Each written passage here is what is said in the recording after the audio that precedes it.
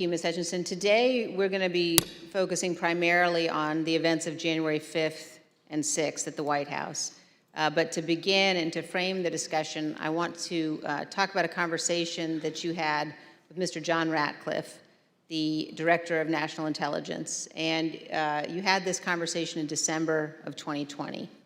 Mr. Ratcliffe was nominated by President Trump to oversee U.S. intelligence, our U.S. intelligence community.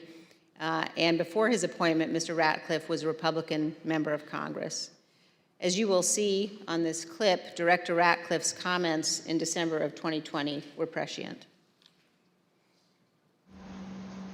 My understanding was Director Ratcliffe didn't want much to do with the post-election period.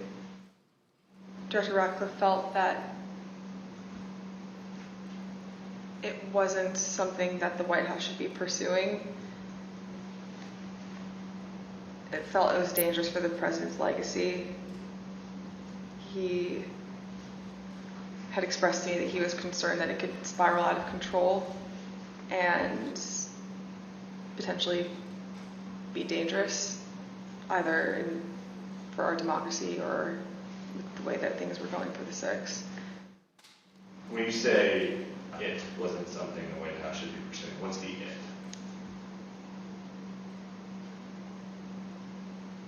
Trying to fight the results of the election, finding missing ballots, pressuring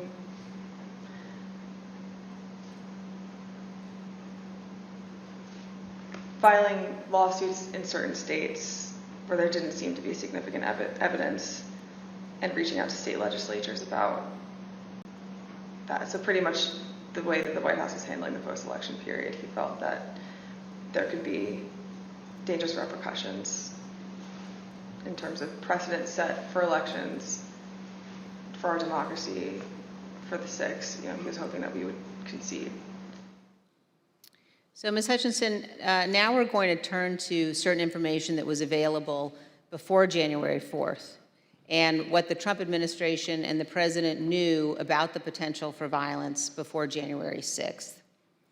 On the screen, you will see an email received by Acting Deputy Attorney General Donahue on January 4th from the National Security Division of the Department of Justice. Mr. Donahue testified in our hearings last week. The email identifies apparent planning by those coming to Washington on January 6th to, quote, occupy federal buildings and discussions of, quote, invading the Capitol building. Here's what Mr. Donahue said to us. And we knew that if you have tens of thousands of very upset people showing up in Washington, D.C., that there was potential for violence. The U.S. Secret Service was looking at similar information and watching the planned demonstrations. In fact, their intelligence division sent several emails to White House personnel, like Deputy Chief of Staff Tony Ornato and the head of the President's Protective Detail, Robert Engel, including certain materials listing events like those on the screen. The White House continued to receive updates about planned demonstrations, including information regarding the Proud Boys organizing and planning to attend events on January 6th. Although Ms. Hutchinson has no detailed knowledge of any planning involving the Proud Boys for January 6th, she did note this. I recall hearing the word Oath Keeper and hearing the word Proud Boys closer to the planning of the January 6th rally when Mr. Giuliani would be around.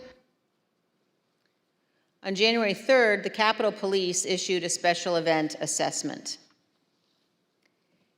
In that document, the Capitol Police noted that the Proud Boys and other groups planned to be in Washington, D.C. on January 6th and indicated that, quote, unlike previous post-election protests, the targets of the pro-Trump supporters are not necessarily the counter-protesters as they were previously, but rather Congress itself is the target on the 6th.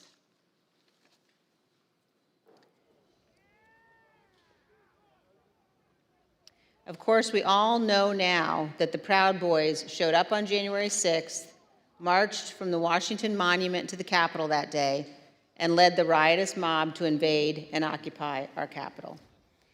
Ms. Hutchinson, I want to play you a clip of one of our meetings when you described a call on January 4th that you received from National Security Advisor Robert O'Brien on the same topic, potential violence on January 6th. I received a call from Robert O'Brien, the National Security Advisor. He had asked if he could speak with Mr. Meadows about potential words of violence that he was hearing that were potentially going to happen on the Hill on January 6th. I had asked if he had connected with Tony Ornato because Tony Ornato had a conversation with Mark about that topic. Robert had said, I'll talk to Tony, and then I don't know if Robert ever connected with Mark about the issue. Ms. Hutchinson,